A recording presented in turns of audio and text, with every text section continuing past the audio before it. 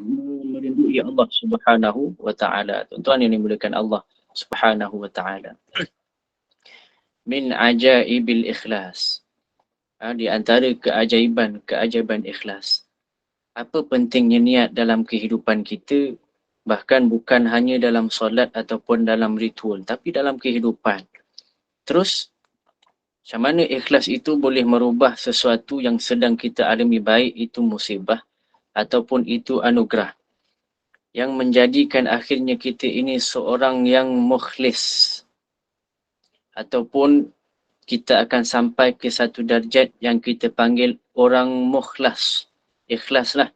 Dan yang tertinggi itu kita panggil mukhlas. Orang yang ikhlas betul. Jadi ada mukhlis dan ada yang mukhlas. Tuan-tuan yang dimuliakan Allah Subhanahu wa taala. Adapun orang mukhlis itu adalah orang yang baru nak cuba-cuba kenal untuk ikhlas kepada Allah Subhanahu wa taala. Adapun mukhlas. Mukhlas ini adalah orang yang memang dah jadi orang ikhlas.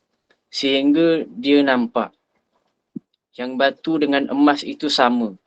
Sehinggalah dia nampak yang dunia apabila datang anugerah kepadanya ataupun celaan kepadanya, maka dia tetap merasakan ia sesuatu yang merupakan anugerah daripada Allah Subhanahu wa taala. Bahkan kadang-kadang kita pernah ditanya oleh anak-anak. Tuan-tuan yang dimuliakan Allah Subhanahu wa taala. Saya pernah ditanya oleh anak-anak. Saya buat satu camp motivasi. Ada anak-anak yang tanya, tuan-tuan. Ustaz, bagaimana keadaan saya, Ustaz?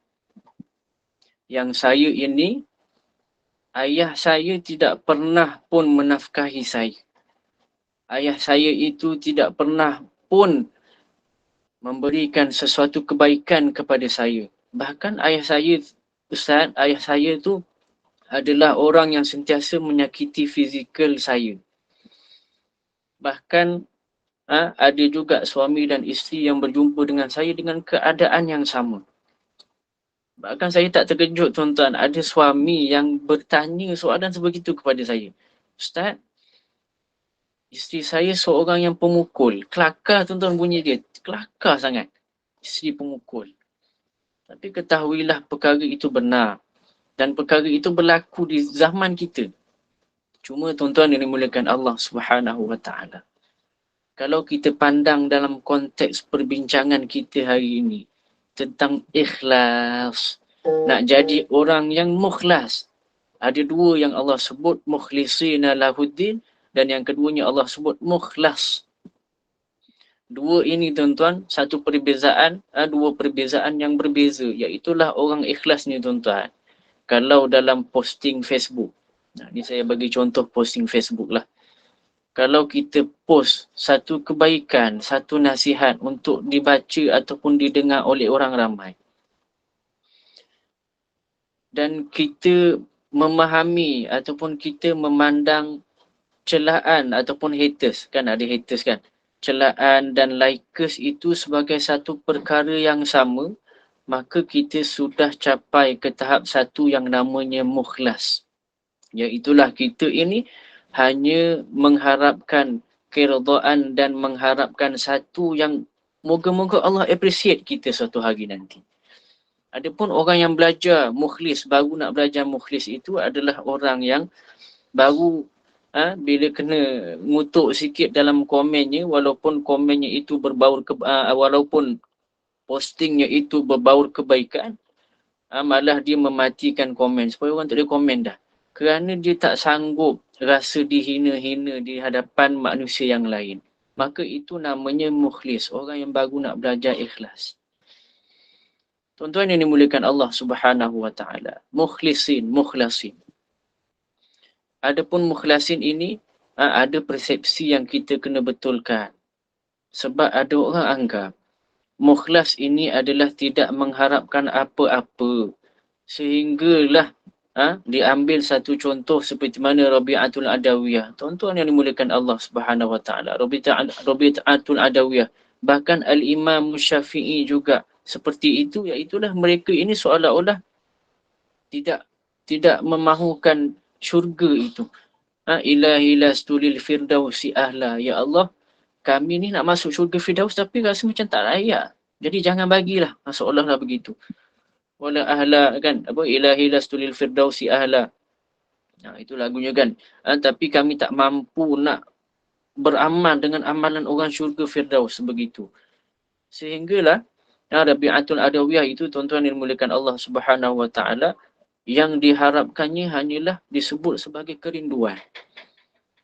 Kerinduan tuan-tuan, katanya Rabi'atul Adawiyah, bagaimana rasa rindu hati itu mencengkam-cengkam diri dia, mencengkam-cengkam hati dia, sehingga apa pun yang dibuat, cengkaman hatinya itu tidak ada ubatnya, sehingga dia menjadi seperti seorang gila yang tiba-tiba nangis kerana tiada, nangis yang tiada sebab, kerana rindu. Sebab tu tuan-tuan yang dimuliakan Allah SWT, ada Syekh Jamal Farouk menyebut tentang cerita tentang kerinduan dan keikhlasan ini. Iaitulah, kata beliau, rindu itu adalah suatu penyakit yang tidak boleh diubat. Disebut penyakit lah. Rindu itu adalah satu anugerah dan satu penyakit yang tidak boleh diubati.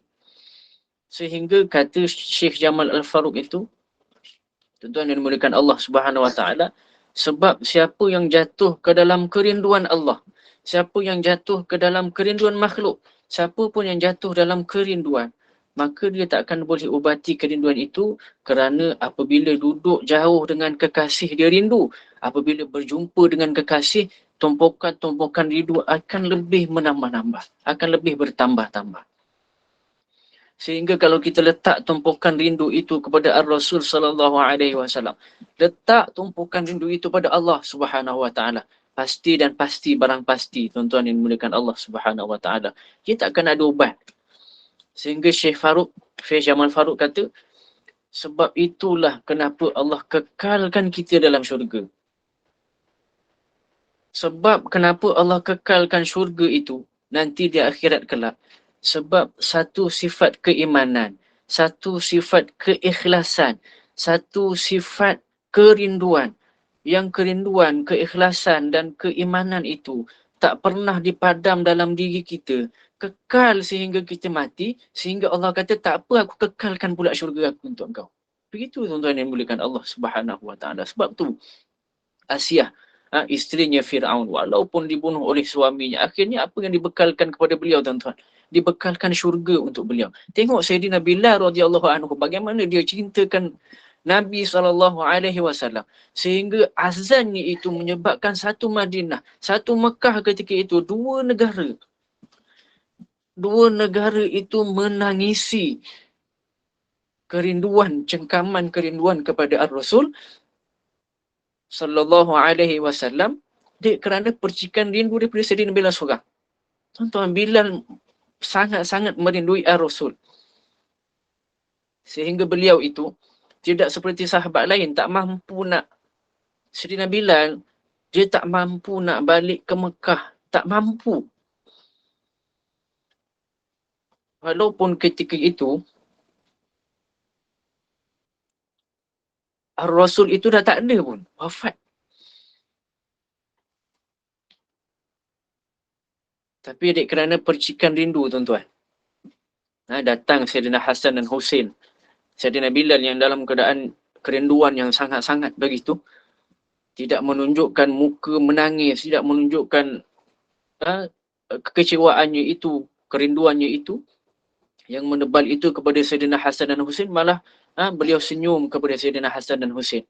Yang akhirnya mereka berdua, radhiyallahu anhuma, iaitulah Sayyidina Hasan dan Husain itu, akhirnya meminta Bilal, ya Bilal, mungkin azan li, yakni mungkin boleh tak azankan untuk kami di Mekah semula. Tuan-tuan, Sayyidina Bilal ini dah menolak berapa ramai azan gitu. Masyhur tuan-tuan cerita ni. Sehingga akhirnya Sayyidina Bilal, asyhadu anna Muhammadar Rasulullah, naik atas Kaabah sampai perkataan merindui Allah dan Ar-Rasul itu, beliau terduduk. Beliau terduduk sepi tuan-tuan. Tak mampu beliau meneruskan kata-katanya, kerana kerinduan, keikhlasan kepada Allah Subhanahu Wa Taala. Apa pun yang mencela beliau, apa pun yang menjadikan beliau sakit, itu tidak menyebabkan beliau merasakan sebagai satu kekecewaan. Sebab tu tuan-tuan yang dimuliakan Allah Subhanahu Wa Taala. Ikhlas ini kita kena belajar bukan dengan maksudnya tidak mengharapkan apa-apa. Bahkan Nabi SAW pun ajar kita untuk menjadi seorang yang meminta-minta kepada Allah Subhanahu Wa Taala. Kan kata Allah Subhanahu Wa Taala, Allah itu Allahumma salli ala Muhammad, Allah itu sentiasa sibuk, kata Allah Subhanahu Wa Taala dalam surah Ad-Duha. Allah itu sentiasa sangat-sangat sibuk secara hariannya. Tapi apa yang Allah kata selepas itu, tuan-tuan yang dimuliakan Allah dalam surah yang lain? Kata Allah Subhanahu Wa Taala, walaupun kesibukan harian itu, dalam bahasa makhluk Allah terangkan supaya kita faham yang Allah itu memang menunaikan hak-hak Allah Subhanahu Wa Taala kepada makhluknya. Apapun itu kata Allah kata Allah tak pernah lelah dan penat menjaga manusia. Jadi jangan lupa dan jangan cuba-cuba tidak mengharap pada Allah. Allah tak suka, tuan-tuan. Sehingga Nabi SAW pernah sebut. Nabi ajar kita doa. Nabi kata apa, tuan-tuan? Nabi kata, mintalah. Kalau nak berdoa itu, mintalah dengan minta yang tinggi-tinggi. Kalau nak berdoa itu, mintalah terus syurga Firdaus. Sebab Allah lah yang akan jalankan kita ke syurga Firdaus itu nanti. Allah lah yang akan menapakkan kita daripada bumi ni. Cari tapak, cari cara. Allah tahu apa yang terbaik untuk kita. Cara yang terbaik untuk jadikan kita baik, yang akhirnya Allah yang akan menapakkan kita ke syurga Firdaus, kata Nabi SAW. Sebab itu ikhlas ini, tuan-tuan, yang dimuliakan Allah Subhanahu Wa Taala. Dia bukan sekadar buat tapi tidak mengharapkan apa-apa. Sebab tu persepsi itu perlu diubah. Sebab ikhlas ni ada dua persepsi. Sebab ikhlas itu maknanya adalah orang yang mengharapkan Allah. Adapun yang tidak mengharapkan apa-apa bahkan kepada Allah itu adalah dinamakan sebagai istighna, kata Nabi, kata ulama. Istighna itu adalah orang yang tidak mengharapkan apa-apa walau apa pun dibuat. Allah tak akan pandang orang istighna ini, tuan-tuan, kata ulama. Allah tak pandang orang yang istighna, orang yang tidak mengharapkan apa-apa ini sebagai suatu orang yang sangat baik. Wah, hamba aku ni orang yang tak pernah minta apa-apa. Bagusnya dia, kan? Sehingga aku nanti bagi syurga. Tak, tuan-tuan. Allah tak pernah suka dengan orang yang istighna. Sebab kata ulama, orang yang tak mengharapkan apa-apa ini adalah orang yang sangat-sangat sombong. Sangat-sangat sombong. Bahkan kita pun ada sifat sebegitu. Maksudnya, kalau ada kawan kita yang tak nak minta tolong kat kita, walaupun dalam keadaan dia sangat-sangat susah, dan dia tak minta tolong dengan kita, dia buat seorang-seorang, sedih seorang-seorang, nangis seorang, kita akan merasakan dia sombong, tuan-tuan yang dimuliakan Allah. Bahkan apakah yang terjadi bila kita tak mengharapkan pada Allah Subhanahu Wa Taala. Bahkan Allah lebih rasa kita sombong sebab Allah yang memiliki segalanya. Bahkan Allah lah yang paling kaya dan Allah lah yang paling memberi. Kenapa tak nak minta? Sebegitu, tuan-tuan yang dimuliakan Allah Subhanahu Wa Taala. Sebab itulah mukhlasin ini tahap yang paling tinggi yang ia akan memberikan suatu pergerakan makhluk lain ke arah kita. Sehingga kalau kita tengok, tuan-tuan yang dimuliakan Allah SWT, kita tengok Nabi-Nabi, Nabi Yusuf, Nabi Yunus alaihi salam pun dianggap ataupun diberikan satu Allahumma salli Muhammad, satu appreciate, satu cop mohon yang mereka ini semua adalah orang-orang ikhlas. Tapi tuan-tuan, fahamilah, ketahuilah, mereka ini sifat ikhlas itu mereka pun belajar daripada Nabi Muhammad sallallahu alaihi wasallam. Ceritakan pada saya, cari semua kisah yang para anbiya itu, daripada Nabi Adam alaihi salam sampai Nabi Ibrahim alaihi salam, ceritakan pada saya kalau ada mereka ini tidak menyebutkan nama Nabi sallallahu alaihi wasallam. Sebutkan pada saya. Tak, maaf tuan-tuan, ada pembersihan sikit. Mungkin masih 5 minit lebih kurang, 2 minit lagi. Jadi tuan-tuan yang dimuliakan Allah Subhanahu Wa Taala, sehingga tahap Nabi Musa alaihi salam itu digelar sebagai seorang yang mukhlasin. Walladzina yunfikuna amwalahum fis sarra'i wad dharra. Ulama ada menceritakan bahagian ikhlas itu adalah antara tanda-tanda orang ikhlas itu walladzina yunfikuna fis sarra'i wad dharra, iaitulah orang yang mengeluarkan harta dia pada waktu susah dan senang dia. Yunfik, ada orang dia keluarkan duit daripada bank, kita panggil apa tuan-tuan? Itu pun yunfik, tapi yunfik itu pada diri dia.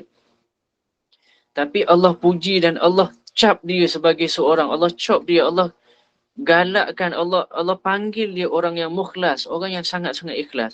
Apabila dia yunfikuna walladzina yunfikuna fis sarra'i wad dharra, orang yang apabila dia keluarkan harta dia, dia tidak memandang harta itu melainkan harta itu adalah milik Allah, yang akhirnya dia hanya akan membantu dia kerana kebaikan. Dia akan membantu kerana ketaatan kepada Allah Subhanahu Wa Taala. Fis sarra', kalau dia ada anugerah, dia sangat menang, dia menang, dia dapat bonus dan sebagainya, pun diberi kebaikan kembali pada Allah Subhanahu Wa Taala, iaitulah dia berbelanja kepada perkara yang baik, bahkan walaupun fil dharra, walaupun ketika itu dia lapar, walaupun ketika itu dia sangat ataupun dikelilingi dengan hutang, walau bagaimanapun keadaan dia tetap memberi, maka itu kata Allah Subhanahu Wa Taala adalah orang mukhlis. Dan yang paling tinggi adalah apabila dia memberi tetapi fid dharra, kata ulama, apabila dia memberi tetapi dia tidak menghiraukan perasaan dia, iaitulah dia tidak memikirkan keadaan orang yang diberi itu, sama ada dia akan melupakan dia selepas itu ataupun akan ingat dia lagi selepas itu. Beri bahkan dilupakan, semuanya kembali kepada Allah Subhanahu Wa Taala, itulah orang mukhlas. Sehingga Allah beri janji-janji, Nabi SAW cerita janji-janji untuk orang mukhlas ini, sehingga Allah kata dalam surah Al-Baqarah itu Allah menceritakan keadaan aba wastakbar. Kata Allah Subhanahu Wa Taala, ni ada orang sombong dalam syurga ni. Siapa dia tuan-tuan? Adapun ia adalah Azazil, adapun ia adalah iblis yang digelar iblis sekarang. Mereka tuan-tuan, Allah ceritakan, Allah rakamkan dalam Al-Quran. Allah kata mereka ini orang yang sombong dan takbur, yang tak tunduk kepada Allah Subhanahu Wa Taala, yang akhirnya apabila nak dibuang daripada syurga, iblis ini berjanji kepada Allah, wahai Allah, mohon kepada Allah, ya Allah, walaupun dalam keadaan berdosa, mereka tahu Allah akan memberikan juga sedikit penghargaan kepada orang berdosa ini supaya mereka kembali kepada Allah. Apapun itu, penghargaan itu dijadikan iblis sebagai suatu kejahatan kembali. Akhirnya iblis memohon, ya Allah, kami mohon ya Allah, untuk kau berikan selagi mana aku hidup, kata iblis, laknatullahi alaihim, selagi mana aku hidup maka aku akan cuba untuk menghinakan manusia. Illal mukhlasin, dalam surah Al-Baqarah Allah sebut, kecualilah orang-orang yang ikhlas, kata syaitan, kata iblis. Maknanya siapa yang ikhlas, siapa yang Allahumma salli ala Muhammad, siapa yang ikhlas itu, siapa yang dah sampai tahap mukhlas, bukan mukhlis, bukan ikhlas, dia sampai tahap mukhlas, yang semuanya mengharap kepada Allah, yang dunia ini dijelik, dicaci, dimaki, dipuji, semuanya sama bagi dia, emas dan batu itu sama baginya, kata syaitan, illal mukhlasin, aku takkan boleh untuk goda mereka ni dah. Sebab apa tuan-tuan? Sebab dah tak ada senjata dah. Apa boleh buat dah? Dia, orang mukhlas ini, menamakan dunia dan akhirat itu sebagai satu perkara yang sama. Semuanya kerana mentaati Allah Subhanahu Wa Taala, sehingga kata iblis, tak mampu dah. Illal mukhlasin, orang mukhlas ni tak mampu dah dia nak goda. Sebab tu capaian takwa itu penting. Wa may yattaqillah yaj'al lahu makhraja. Penting tuan-tuan. Tapi lebih penting adalah mencapai tahap ikhlas. Yang ikhlas itu di dalamnya ada takwa. Yang ikhlas itu dalamnya ada tawakal. Yang ikhlas itu dalamnya ada sabar. Yang ikhlas itu ada segalanya tuan-tuan. Dan yang paling besar adalah yang ikhlas itu ada satu perasaan. Yang perasaan untuk tidak mengharapkan kepada makhluk kecuali mengharapkan kepada Allah. Yang perasaan itu tuan-tuan, Allah akan tumpuk, Allah akan tambah, Allah akan cengkam hati kita tuan-tuan. Kerana Allah nak kita rasa rindunya kepada Allah Subhanahu wa Ta'ala. Siapa yang hatinya yakin pada Allah, maka barang pasti hatinya itu akan digenggam oleh Allah Subhanahu Wa Taala. Dan kalau Allah dah genggam hati kita, hamba-Nya itu tidak akan mungkin buat hati itu rasa kecewa. Bahkan Allah pun tidak akan membuatkan hamba itu rasa kecewa. Pasti Allah akan bawa yahdi ilal barri, diarahkan oleh Allah ke arah kebaikan-kebaikan, diarahkan kepada hal-hal yang baik sehingga kita percaya kepada Allah. Sehingga ketika Allah beri suatu ketentuan kepada kita, kita hanya akan anggap itu hanya seperti gigitan nyamuk yang kita akan lupakan siapa yang gigit dalam sekejap. Sehingga apapun yang ditentukan akan diterima kerana merasakan ada kebaikan di setiap pemberian Allah. Walaupun pemberian itu adalah perkara yang kita tak suka, tuan-tuan. Diberikan oleh Allah suami yang sangat baran. Tapi tuan-tuan yang dimuliakan Allah Subhanahu Wa Taala, barannya suami itu kita kalis, kita elak dengan keikhlasan yang rupa-rupanya ikhlas ini boleh menjangkiti kita, menjangkiti orang lain. Seperti mana Sayyidina Bilal tadi, tuan-tuan yang dimuliakan Allah, keikhlasan dia mencintai Rasul sallallahu alaihi wasallam menyebabkan Mekah dan Madinah itu ditangisi bukan oleh orang Islam saja, tuan-tuan. Bahkan semua orang kafir yang ketika itu jahat dengan Nabi sallallahu alaihi wasallam pun terduduk sepi menangis, mencintai dan merindui Ar-Rasul sallallahu alaihi wasallam. Tuan-tuan, ikhlas ini menyebabkan orang lain yang baran boleh jatuh terduduk kerana keikhlasan dan ketakwaan seseorang. Manusia ini lemah hanya pada kerinduan saja, tuan-tuan. Sebab rindu tu tak ada ubat. Siapa yang jatuh pada rindu, kemudian dijatuhkan orang lain pada kerinduan, kemudian jatuhkan orang lain pula pada kerinduan, maka kerinduan itu akan menyebabkan semua orang berubah jadi baik. Sebab tu ikhlas ni tahap yang paling tinggi. Mukhlasi. Tinggi sangat, lebih tinggi daripada takwa kepada Allah Subhanahu wa Ta'ala. Tuan-tuan yang dimuliakan Allah Subhanahu wa Ta'ala. Sebab itu, kalau kita tengok Sayyidina Umar itu, keikhlasan dia membantu Allah. Allah appreciate dia. Allah beri dia satu anugerah. Walaupun dia tak nak perkara tu. Apa yang Allah beri pada dia, tuan-tuan yang dimuliakan Allah? Allah beri pada dia rakaman. Apa yang dia cakap, apa yang dia sebut, sebiji sama macam apa dia cakap. Allah masukkan semula dalam Al-Quran. Sebab apa, tuan-tuan? Sebab keikhlasan dia dalam menasihati umat. Cuba tuan-tuan tengok dalam surah At-Tahrim. Cari nasihat-nasihat Sayyidina Umar ataupun kisah-kisah Sayyidina Umar sehingga Allah rakamkan. Semuanya berkaitan ikhlas. Semua.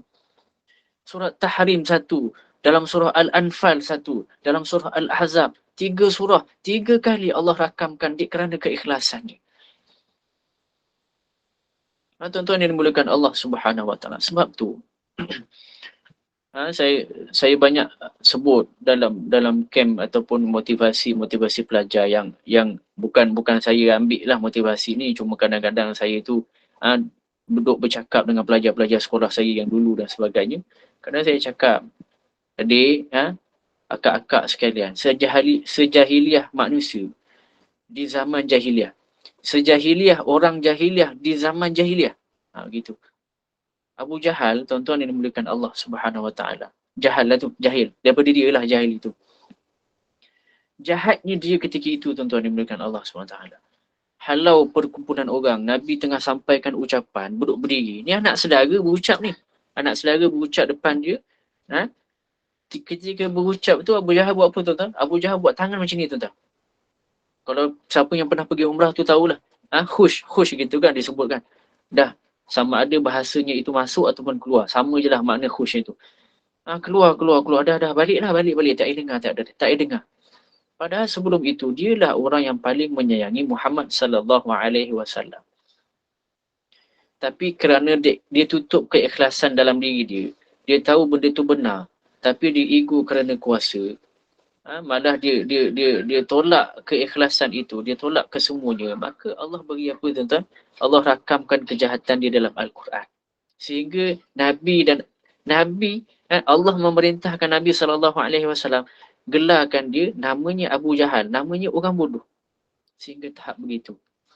Tapi tuan-tuan, jahiliah, orang jahiliah. Lahir anak perempuan, ada golongan yang lahir anak perempuan, merah padam muka diorang ni, tak suka dengan anak perempuan, tanam anak perempuan diorang. Jahiliah, orang jahiliah. Sayyidina Umar, tuan-tuan yang dimuliakan Allah Subhanahu Wa Taala. Orangnya mukanya merah keputihan, kata ulama dalam kitab Hayatus Sahabah. Bahkan waktu kecil kalau berjalan dengan orang yang sama umur dengan beliau, maka beliaulah orang yang paling menonjol sebab dia yang paling tinggi dan paling besar berbanding kawan-kawan yang lain. Sangat garang, sangat tegas dengan Islam ketika itu. Tuan-tuan yang dimuliakan Allah. Macam mana boleh Allah rakamkan 3 perkataan, 3 sifat, 3 kata-kata dia menjadi kalamullah, menjadi kata-kata yang Allah tuturkan balik pada orang. Allah repost balik. Allah share balik kata-kata dia. Macam mana tuan-tuan? Sebab jahiliah, orang jahiliah. Sayyidina Umar dengan 2 huruf Al-Quran sahaja boleh taubat orang ni. Toha. 2 perkataan menyebabkan telinganya itu bergoyang dan berdiam. Bacakan lagi sekali. Tuan-tuan, adik dia cuma baca Toha je tuan. Toha. Diam dia tuan-tuan. Bacakan lagi sekali ayat tu. Toha ma anzalna alaikal Qur'ana litashkur. Dia baca sehingga sifat kemarahan ketika itu, ketika menampak adiknya sehingga berdarah, rasa jantung yang tengah berdetak laju tuan-tuan. Dibacakan Toha ma anzalna alaikal Qur'ana litashkur. Tuan-tuan, berpusing Sayyidina Umar dengan lilihan air mata. Artinya, kalau ada orang sekarang yang marah dikatakan jahiliah, sedangkan sudah diperdengarkan Al-Quran berhuruf-huruf, tetapi tidak pernah langsung tersentuh jiwa je, artinya ada sekatan dalam jiwanya. Maka tuan-tuan yang dimuliakan Allah Subhanahu Wa Taala. Sebab tu kita kena kembali kepada kaedah ataupun cara nak hilangkan sekatan jiwa. Banyak ayat yang Allah keluarkan, terutamanya tentang orang mukhlas. Antaranya bawah sikit daripada mukhlas ataupun mukhlas itu bersangkut paut dengan takwa. Kata Allah Subhanahu Wa Taala, "Mayyattaqillaha yaj'al lahu makhraja." Maka siapa yang nak hidupnya ringan, senang hidup dia, tenang rasa dia. Siapa yang nak hidup dia ringan, tuan-tuan, diringankan semuanya, mengalir rezekinya. Yang ketenangan itu jika ia datang bersama rezeki yang tak diduga. Di-accelerate, dipercepatkan oleh Allah perkara-perkara yang kadang kita rasa tak boleh nak capai. Tak kira keinginan itu untuk dunia ataupun akhirat. Tak ada anak, tak ada kereta, tak ada rumah, tak ada duit, tak ada anak yang masuk universiti. Keinginan untuk berjumpa dengan Ar-Rasul sallallahu alaihi wasallam secara berdepan, nak lambai Rasul dekat Mekah, tuan-tuan, nak bagi salam pada Ar-Rasul sallallahu alaihi wasallam. Tak kira keinginan apa pun itu, jika benar tempat ketenangan yang kita cari, maka bukan ketenangan yang Allah akan beri semata-mata. Bahkan dunia dan seisinya Allah beri sesuai dengan dengan kesukaan dan ketetapan yang sesuai dengan kita. Kamu kerja macam biasa, hidupnya mudah, rezekinya datang enak gitu. Macam mana tuan-tuan nak cari kesenangan? Bagaimana? Apakah kuncinya? Allah sebut dalam surah yang ke-65. Saya kadang-kadang suka begitulah tuan-tuan. Suka orang selak-selak Al-Quran gitu kan. Surah 65 tuan-tuan, cari. Dalam ayat ketiga begitulah. Ayat ketiga, akhir ayat ketiga itu ada Allah sebut. وَمَنْ يَتَّقِ اللَّهَ يَجْعَلْ لَهُ مَخْرَجًا. Kalau ada Quran Android tu tuan-tuan, bookmark ayat ini. Gitu. Supaya dia jadi booster kepada kita hari-hari. Saya ada dalam Quran tu, Quran Android tu, saya ada bookmark beberapa ayat-ayat booster. Yang saya kadang-kadang selak, kadang-kadang saya dengar daripada ustaz-ustaz mengajar di surau, di masjid. Saya kadang-kadang highlight ayat tu jadikan satu booster tuan-tuan. Saya letak, kadang-kadang esok saya buka balik. Kadang-kadang tu ada masa nampak, yelah saya ni nampak okey begitu. Ada masa saya kecewa tuan-tuan. Kadang-kadang saya penat. Ada masanya. Jadi kecewanya saya itu, kadang-kadang saya selak ayat Quran tu balik. Tengok balik. Wa may yattaqillaha yaj'al lahu makhraja. Tak cukup bertakwa rupanya aku ni. Wa yarzuquhu min haitsu la yahtasib. Siapa pun tanpa kenal usia, tanpa kenal jantina, tanpa kenal pangkat hamba, bahkan nabi sekalipun yang cuba meningkatkan rasa takutnya pada Allah Subhanahu wa taala, siapa yang mampu tingkatkan takwanya itu, maka kata Allah, kami akan lepaskan dia dari persoalan kongkongan hidup. Kongkongan kehidupan itu kami berikan solusi bagi setiap masalah. Bukan tak ada masalah, tapi ketika akan datang masalah, akan menghadapi masalah itu ataupun akan masalah itu akan datang dalam keadaan yang diringankan oleh Allah Subhanahu wa taala.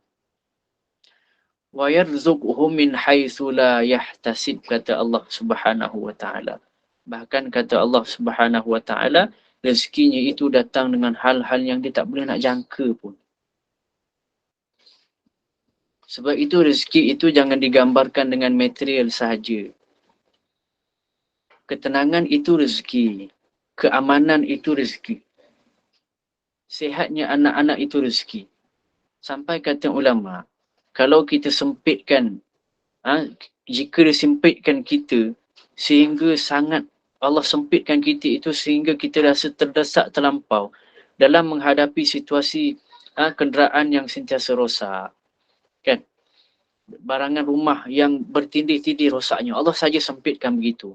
Ketahuilah, itu bahasa kasihnya Allah. Seperti kata peribahasa Melayu tu kan, sayangkan anak tampar-tamparkan. Sayangkan hamba sedar-sedarkan, kata Allah. Seolah-olah Allah nak kata begitu. Supaya nanti, bila dia sebut nama Allah, ketika itu dia sendiri yang akan rasa tersentak-sentak kerana panggilan Allah tersebut. Saking cintanya Allah pada hambanya, pada setiap hambanya, tuan-tuan. Yang dimuliakan Allah Subhanahu wa ta'ala. Sampai Allah itu duk kerana sayang sangat dengan hamba dia. Setiap orang kafir, muda, tua, hamba, Nabi, setiap orang itu akan diberikan suatu perasaan. Akan diberikan suatu lintasan. Pasti dan pasti Allah akan beri. Iaitulah ketika mana Allahumma salli ala Sayyidina Muhammad. Allah nakkan kebaikan kepada seseorang ataupun Allah mula rasa nak panggil balik orang tersebut, maka Allah akan datangkan satu perasaan. Kan kita selalu jumpa, tuan-tuan. Kita pun selalu rasa, tuan-tuan. Tiba-tiba kita rasa, sempat tak lagi aku bertaubat? Ada masa tak lagi nak bertaubat? Boleh tak Allah terima aku balik? Allah boleh terima tak taubat aku? Tuan-tuan, tengah duduk seorang-seorang tu, kadang-kadang kita boleh rasa begitu. Sebab apa? Sebab maksiat ini dia ada limit dia. Maksiat ini dia ada limit. Memang Allah buat begitu. Baiknya Allah. Allah buat perkara jahat ni semua ada limit. Bila dia dah dapat sesuatu dengan kejahatan dia itu, maka akan datang rasa kepuasan dalam diri dia. Akan datang satu masa kepuasan itu dah tak ada benda nak dicari sehingga dia rasa kosong sekejap. Sekejap, tuan-tuan. Seminit, 2 minit, 3 minit pun akan ada. Allah memang beri sebegitu, kata ulama. Sehinggalah kosong itulah yang nanti akan datang rasa detikan, tuan-tuan. Detikan itu yang bermakna Allah cuba libatkan diri dia. Allah masuk dalam. Allah datang dekat kita. Hamba aku tak nak taubat ke? Sehingga kita rasa macam, Allah boleh tak terima taubat aku balik? Boleh tak aku rasa nak jadi baik selepas ini? Datang. Boleh tak aku jadi baik selepas ini? Tuan-tuan, itulah yang paling mahal harga dia. Perasaan itulah yang paling mahal harga dia, kata ulama. Sebab apa, tuan-tuan? Tuan-tuan yang dirahmati Allah Subhanahu wa ta'ala, kata ulama, itulah yang paling mahal harga dia. Kerana Allah cuba untuk kembalikan kita menjadi seorang yang baik, yang akhirnya Allah cuba tetapkan kita kepada syurganya Allah Subhanahu wa ta'ala. Allah tahu kita jahat. Tapi Allah tak pernah anggap kita jahat sehingga Allah petik-petik kita, panggil kita sebegitu. Tuan-tuan yang mulakan Allah Subhanahu Wa Taala. Sehinggalah setiap orang itu diberikan kesempatan taubat. Kata ulama, kesempatan taubat ini bukan kita yang cuba nak minta taubat dengan Allah, tuan-tuan. Tidak. Tapi perasaan nak menjadi baik itu sudah tentu dan sudah menjadi suatu panggilan daripada Allah sehingga satu kebaikan dalam dunia kita yang kadang-kadang kita buat tanpa perasan, yang kadang-kadang kita buat itu ikhlas. Kita tak mengharapkan apa-apa pada orang lain, tapi kita ikhlas kepada sesuatu yang seolah-olah bila kita bagi itu kita rasa macam tak apalah, ini untuk kebaikan semua. Menyebabkan Allah akan balas dengan sesuatu. Apa yang Allah balas, tuan-tuan? Allah cuba nak berikan keampunan sebelum sampai masa taubat seorang hamba. Allah cuba beri keampunan sebelum sampai masanya kita ini nak bertaubat kepada Allah. Belum sampai lagi. Bila ada rasa sebegitu, tuan-tuan, yang dimuliakan Allah Subhanahu Wa Taala. Ulama kata, ulama sebut ada dua tanda bahawa Allah sudah mula nak mengampuni kita. Baik tak Allah, tuan-tuan? Sangat baik. Semuanya bersangkut paut dengan ikhlas. Datang keikhlasan, buat apa pun, maka Allah akan beri. Dan kita akan rasa suatu kebaikan semuanya. Bahkan Allah beri satu kebaikan untuk orang ikhlas. Iaitulah kadang-kadang Allah beri keampunan sebelum datangnya kita rasa nak taubat. Dan bahkan kata ulama, itu adalah tanda-tanda pengampunan dosa kita daripada Allah Subhanahu Wa Taala. Habis. Yang pertama, tuan-tuan, kata ulama tentang dosa ataupun tanda kita ini diampuni dan nak diampuni oleh Allah Subhanahu Wa Taala, iaitulah apabila kita merasakan benci kepada sesuatu kejahatan. Tiba-tiba kita rasa macam bila tengok perkara yang tak elok di dalam phone sebagai contoh, kita rasa nak skip cepat-cepat. Bila datang perasaan itu, tuan-tuan, kita memang kadang-kadang ada jahat. Tak nafi. Kita semua ada dosa. Saya sendiri ada dosa, tuan-tuan. Ada kadang-kadang, ada masa kita tu kadang-kadang lalai, tuan-tuan. Sehingga Allah panggil begitu. Allah merasakan kita ini benci dengan sesuatu dan ketahuilah itu adalah saat-saat Allah mulakan keampunan kepada kita. Kalau kita sambut, keampunan itu akan sehabis baik dibuat oleh Allah Subhanahu Wa Taala. Sebab itu, dalam muamalat dan keikhlasan, ikhlas ini diajar melalui muamalat. Muamalat ni maksudnya pergaulan kita dengan orang ramai. Sebab muamalat ini jangan-jangan disentuh oleh kita. Kalau dalam kuliah-kuliah surau sekalipun, kita jarang berinteraksi tentang muamalat.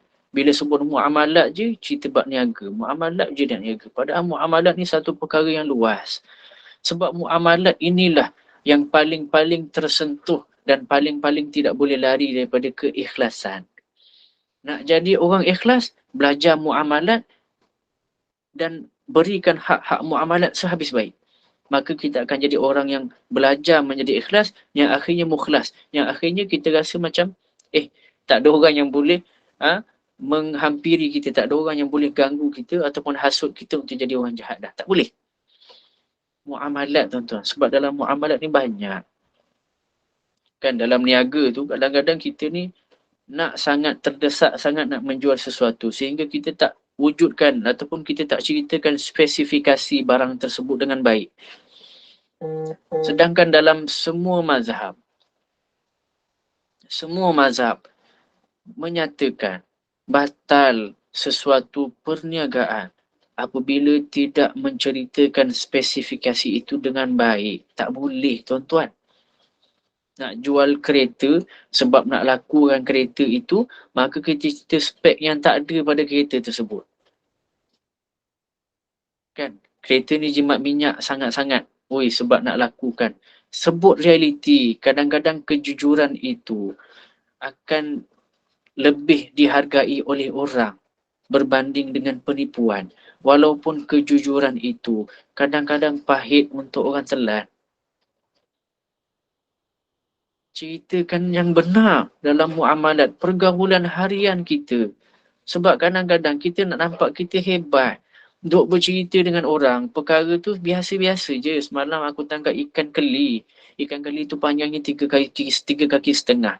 Nah macam ni sedepa dia tunjuk tuan-tuan. Padahal 3 kaki setengah tak sampai sedepa. Cerita lagi macam mana beratnya dia angkat. Padahal dia angkat pakai sauk. Nak menunjukkan kehebatan. Sedangkan kejujuran dan keikhlasan itu lebih utama dan lebih dipandang oleh Allah, yang akhirnya kejujuran dan keikhlasan yang kecil-kecil sebegitu sebenarnya akan dibenarkan ataupun dimudahkan oleh Allah sekalian selepas daripada itu. Tuan-tuan, muamalat sebegitu pun akan menyekat Allah daripada memberi mayyatakillah yaj'allahu makhraja, memberi jalan keluar untuk sesuatu masalah. Sebab tu ikhlas itu sangat-sangat penting. Muamalat banyak tuan-tuan. Antara yang paling kecil, saya sebut paling kecil lah. Paling kecil yang kadang-kadang kita tak perasan adalah apabila pergaulan ataupun muamalat, pergaulan kita antara dua orang ataupun perbelanjaan kita. Kita ini nak uji keikhlasan kita tuan-tuan. Keikhlasan, nak uji keikhlasan. Kita pergi makan, kita suka makan di tempat yang viral, yang tular, yang orang kata sedap. Jadi kita pergi sebab nak cuba. Tanpa kita timbang-timbang keikhlasan. Tanpa kita timbang-timbang ketaatan kita kepada Allah. Apa ketaatan itu tuan-tuan? Kita tak timbang-timbang pun apa yang Allah sebut sehingga ulama tafsirkan dalam ayat surah Al-Baqarah itu tentang mayitah, tentang darah dan sebagainya. Sehingga ulama menafsirkan ayat tersebut. Kata ulama, kata Syekh Izzuddin, kata beliau, Allahumma salli ala Muhammad, makanan itu ada rohnya. Jika seseorang itu nak rohnya itu kembali kepada Allah Subhanahu Wa Taala, makanlah dengan apa yang dimasak oleh orang yang soleh. Makanlah atau masaklah perkara yang hanya dihalalkan oleh Allah. Sebab itu, kata Syekh Izzuddin, kita ini tidak dibenarkan makan harimau. Sebab harimau itu rohnya garang. Sebab itu kita tak boleh makan tikus. Sebab tikus itu rohnya pengotor. Ulama sebut, kenapa tak dibenarkan makan darah? Sebab darah itu kotor. Perkara kotor, dia akan terlibat, dia akan melibatkan hati kita dan darah dan perangai kita, menyebabkan kita itu makin kotor makanan yang masuk, makin kotor hati kita untuk kembali pada Allah. Susah. Allah beratkan kita untuk kembali pada Allah. Sebab itu, kadang-kadang makanan viral, muamalat tuan-tuan. Kena ada satu kejujuran dan keikhlasan. Balik pada Allah balik. Untuk makan perkara viral yang tular, pergi ke tempat-tempat viral yang tular, timbang-timbang dulu. Yang tempat itu adalah tempat terbaik. Untuk anak kita makan, untuk kita makan. Tuan yang dimuliakan Allah Subhanahu Wa Taala. Kan? Ini kalau tak orang sekarang ni main apa kita panggil? Datang je. Sehingga restoran Cina, restoran India, kita makan tanpa kita ketahui halal haramnya di dalam masakan tersebut. Walaupun boleh kita makan masakan jiran sebelah yang kafir, boleh. Tapi kenapa dalam ada pilihan untuk memilih kedai yang baik, muamalat yang baik, kita memilih bahagian yang tidak elok. Sedangkan Allah itu sentiasa memberi kita, menjadikan kita, memberi ataupun menetapkan kita ini dengan keadaan yang sangat-sangat sesuai dan elok untuk kita. Allah letak kita sedih, Allah letak kita sakit, Allah letak kita senang, Allah letak kita anugerah. Allah letak kita tak ada rasa apa-apa, kesenangan sahaja. Allah letak semuanya itu sebagai suatu panggilan. Semuanya itu sesuai dengan kita. Maknanya kalau orang itu senang sangat tuan-tuan, maksudnya Allah uji dia supaya kesenangan itu sebenarnya akan menyebabkan dia rapat dengan Allah lagi. Sehingga kalau dia senang itu, dia rasa senang dan dia rasa tak ada apa-apa, dan dia rasa macam tak ada rasa rindu pada Allah, ada masalah. Dia kena cari kesenangan itu supaya dia datang rindu pada Allah. Lebih mudah rasa susah itu lebih mudah untuk kembali pada Allah. Tapi kalau yang senang ini tuan-tuan yang dimulakan Allah SWT, sebab tu Nabi ajar juga, tuan-tuan yang dimulakan Allah SWT, Nabi ajar juga caranya, iaitulah caranya adalah dengan melihat orang yang lebih bawah daripada kita, kata Nabi SAW, seperti halnya Sayyidina Abu Bakar, Sayyidina Umar. Mereka-mereka ini pernah menyuapkan makanan kepada orang-orang yang susah, pernah memberikan makan kepada orang yang buta, pernah memberikan suatu pertolongan besar, seperti mana Sayyidina Abu Bakar radhiyallahu anhu tengok orang lain susah, tuan-tuan, dia membelikan satu telaga, sehingga telaga itu dia bid bukan untuk diri dia, ikhlas, tuan-tuan. Bidding, tahu bidding kan? Apa kita panggil? Lelong. Dia beli, tuan-tuan, dia lelong, dia bid, dia letakkan harga lebih tinggi untuk memenangi satu telaga, yang telaga itu bukan untuk dia minum. Yang akhirnya dia kata, meh datang, siapa orang Islam nak datang minum. Bahkan selepas itu pun dia tidak menetapkan siapa yang nak minum. Orang Islam ke orang kafir minum. Sebab ada orang ketika itu, orang kafir, tuan-tuan yang memberikan Allah SWT, di satu Yathrib, di kota Madinah ketika itu, ada satu kawasan yang tidak ada punca air kecuali satu telaga. Kita tahu masyhurlah cerita ini. Maka orang kafir itu jumpa telaga tersebut, dia korek telaga itu, keluarlah air itu dibuat jualan. Jualan itu akhirnya dia tekan. Siapa yang tak ikut dia, tak ikut apa kehendak dia, maka dia kena beli mahal air itu. Sehinggalah orang Islam semuanya terpaksa beli mahal dengan dia, kerana Allahumma salli Muhammad tak ikut dia punya kehendak untuk mematuhi kafir, begitu. Sehingga datang Sayyidina Abu Bakar. Bijaknya Sayyidina Abu Bakar, bahkan ikhlasnya itu disertai dengan bijak, menyebabkan Allah beri dia jalan keluar. Sebab dia ada takwa. Akhirnya dia beli, dia bid ataupun dia bincang-bincang dengan orang kafir itu, tak apalah kalau betul macam ni, aku nak beli separuh je telaga, begitu kan. Jadi orang kafir ni kata, betul juga telaga separuh.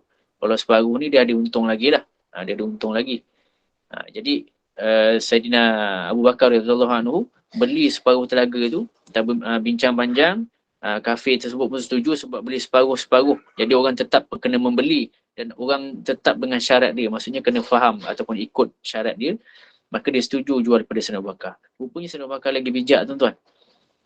Sayyidina Abu Bakar kata apa? Bila dia beli telaga itu, dia dibahagikan dua. Satu hari untuk orang kafir itu memberi minum, satu hari untuk Sayyidina Abu Bakar memberi minum daripada telaga tersebut. Sampai giliran Sayyidina Abu Bakar kata, tak apalah, aku akan bagi air secara percuma, tanpa syarat apa-apa. Nak minumlah. Begitu. Jadi orang mula kejar yang free. Hari pertama Sayyidina Abu Bakar orang minum free, hari kedua yang berbayar orang dah tak datang dah. Akhirnya menyebabkan orang kafir itu menjual telaga tersebut dengan harga yang sangat murah kepada Sayyidina Abu Bakar. Dapat kepada Sayyidina Abu Bakar, apa Sayyidina Abu Bakar buat, tuan-tuan? Dia beri telaga tersebut, wakafkan pada semua orang Islam. Katanya untuk kebaikan semua dan tidak diusik oleh dia sendiri. Ikhlas, tuan-tuan yang dimuliakan Allah Subhanahu Wa Taala, menyebabkan beliau itu disebut-sebut seperti mana Sayyidina Umar radhiyallahu anhu. Banyak kisah-kisah kehebatan beliau. Sayyidina Musa alaihi salam yang banyak sangat kisah-kisah disebut dalam Al-Quran itu, dipetik-petik dalam Al-Quran oleh Allah Subhanahu Wa Taala. Semuanya mereka ini adalah kerana sifat keikhlasan mereka, dan mereka menyambut keikhlasan itu dengan baik, yang akhirnya Allah balas keikhlasan itu dengan kerinduan-kerinduan, yang akhirnya yang dia nampak cuma akhirat. Yang mereka nampak cuma akhirat, yang kita nampak cuma akhirat, yang saya nampak cuma akhirat, yang moga-moga kita semua dibekalkan dengan sifat seperti itu, tuan-tuan perempuan rahmati Allah Subhanahu Wa Taala. Jadi moga-moga memberi manfaat untuk hari ini, tuan-tuan yang berkata Allah Subhanahu Wa Taala. Ikhlas, jauh, cari ikhlas, elakkan istighna yang kita sebut tadi, istighna yang tidak mengharapkan apa-apa. Seperti mana Rabi'atul Adawiyah, walaupun seolah-olah dia tidak mahu apa-apa, tapi tuan-tuan yang dimuliakan Allah, sebenarnya dia memahukan keridaan Allah Subhanahu Wa Taala. Tuan-tuan yang dimuliakan Allah Subhanahu Wa Taala. sahaja untuk hari ini. Moga memberi manfaat untuk kita semua. Allahumma salli Muhammad. Saya serahkan semula kepada bahagian pengurusan lah, dan jika ada soalan kalau ada. Jika kita buka soalan, jika ada soalan silakan.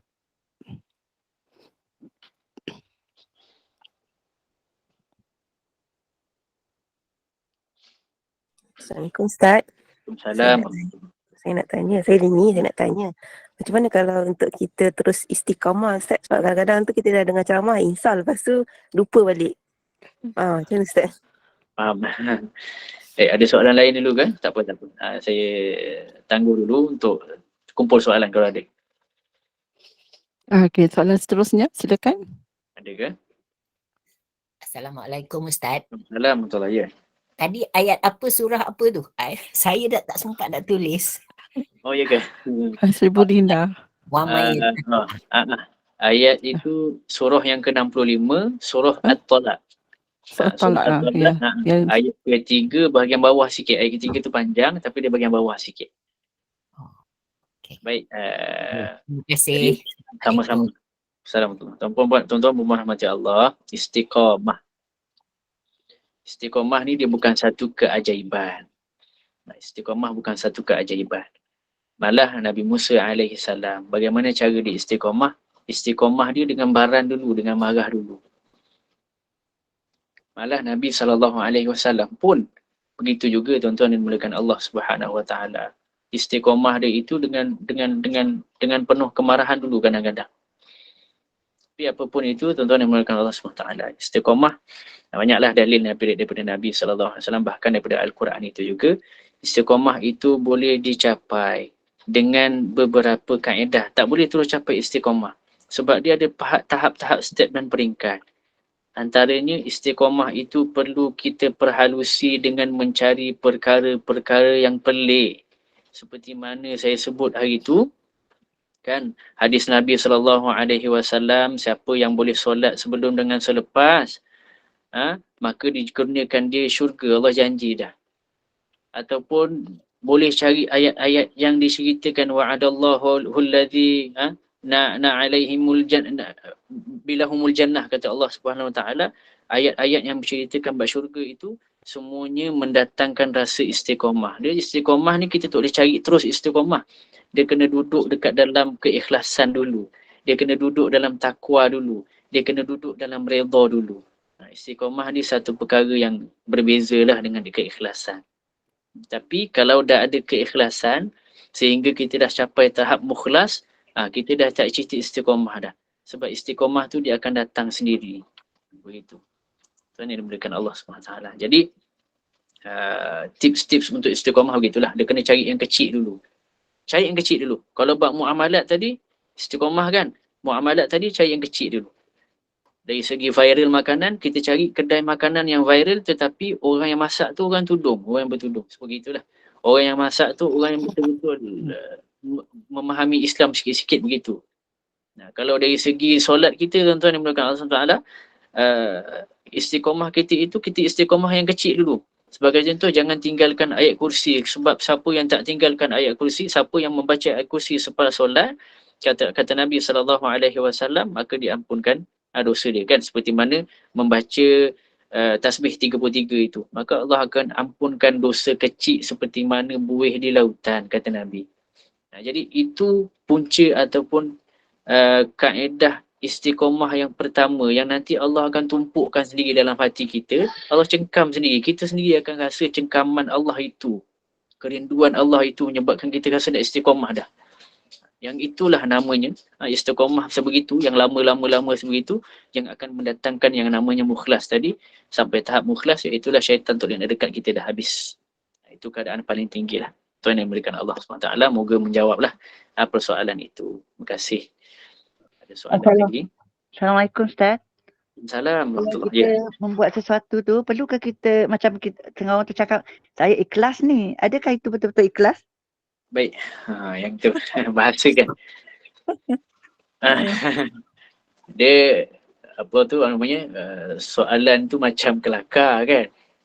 Ikhlas, adakah itu ikhlas? Ikhlas ni bukan daripada perkataan. Ikhlas bukan daripada perkataan. Sebab ikhlas ini hanya Allah saja yang tahu sebegitu. Ikhlas ni hanya Allah yang tahu, seperti mana puasa kita. Tuan-tuan, puasa kita, ia sangat bersangkut paut dengan ikhlas. Sebab puasa kita itu, kalau ada keikhlasan dalam dia, maka Allah akan terima puasa kita. Ikhlas, faham kan? Puasa kita tu ikhlas. Maksudnya betul-betul mengharapkan keredaan Allah. Ikhlas betul. Takut nak buat benda lain. Takut nak buat perkara yang membatalkan puasa walaupun tak ada orang. Itu ikhlas. Ikhlas ni walaupun kita sebut kat orang, ya aku ikhlas ni. Sebegitu, ia tak menunjukkan dia ikhlas pun. Sebab perkataan tak boleh nak menceritakan ikhlas. Ikhlas ini hanya ada dalam diri dia, dan diri dia itu dicengkam-cengkam oleh Allah Subhanahu Wa Taala, dilibatkan oleh Allah Subhanahu Wa Taala dalam diri dia. Maka itu barulah benar-benar ikhlas. Ustaz, susahnya nak cari ikhlas? Tak susah. Sebab ikhlas tu kita sendiri tahu. Tak boleh nak cerita kat orang lain. Tapi kalau kasi nak cakap lah. Benda tu tak ada masalah. Saya ikhlas lah. Tak apa. Boleh. Benda tu tak ada masalah. Terima kasih. Terima kasih Ustaz. Sama-sama. Baik, saya rasa sampai situ je kot. Pukul 10 ni. Jadi saya serah semula lah kepada pengajar. Terima kasih. Alhamdulillah, jazakallahu khair Al-Fadhil Ustaz Muhammad Nazim atas pencerahan dan perkongsian ilmu mengenai keajaiban ikhlas itu, dan cukup padat dan cukup bermanfaat buat kita semua, yang mana yang merupakan perkara yang sangat penting dalam ibadah seseorang, kerana ikhlas adalah roh daripada ibadah. Dan saya mewakili Pak Pengurusan, mohon maaf jika ada salah bicara daripada saya. Yang sepenuhnya ialah milik Allah Subhanahu Wa Taala. Dan seterusnya saya ucapkan juga terima kasih kepada para jemaah yang sudi duduk dalam majlis ilmu ini dari pagi tadi sehinggalah sekarang, semata-mata kerana Allah Subhanahu Wa Taala. Dan bagi menangguhkan majlis ilmu ini, Ustaz, mohon tutup dengan tasbih kafarah. Assalamualaikum Ustaz. Alhamdulillah. Wassalamu ala Rasulillah wa ala alihi wa ashabihi ajma'in. Allahumma a'inna ala zikrika wa syukrika wa husni ibadatik. Ya Allah, kami doa hari-hari, ya Allah, bantu kami ya Allah untuk sentiasa mengingati kamu ya Allah, supaya bertumpuk rasa ikhlas dalam diri kami ya Allah. Ya Allah, bantu kami untuk sentiasa mensyukurimu ya Allah, supaya kami ini jauh daripada orang yang sentiasa dihasut oleh syaitan ya Allah. Wa husni ibadati ya Allah, jadikan kami ini orang yang sentiasa ingin menambah-nambah rasa kebaikan, menambah-nambah kebaikan dalam diri, dan akhirnya mendapat keampunanmu ya Allah. Kami bergerak ya Allah, kami bergerak menuju keampunanmu ya Allah. Jadi ampunkan kami, istiqamahkan kami, jadikan kami orang yang ikhlas ya Allah. Wassallallahu ala Muhammad wa alihi wasallam. Alhamdulillahi rabbil alamin. Tasbih kifarah wa suratul asri. Subhanallah.